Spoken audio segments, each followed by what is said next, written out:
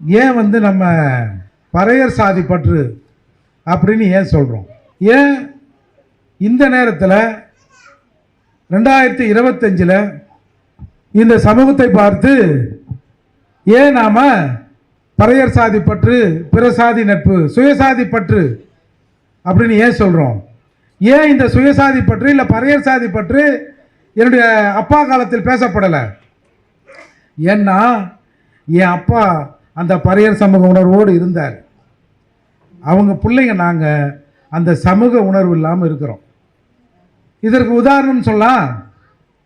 மேலவழுவு முருகேசன் நினைவு நாளில் நானே எனக்கு முன்னால் பேசிய கக்கன் பேரன் சரசகுமார் இவங்கெல்லாம் போய் மேலவழுவு முருகேசனுக்கு அஞ்சலி செலுத்துறதுக்காக நாங்கள் போகிறோம். அப்போ இந்த இப்போ கீழே கல் அடித்ததாக சொல்கிறாங்கல்ல, அவங்க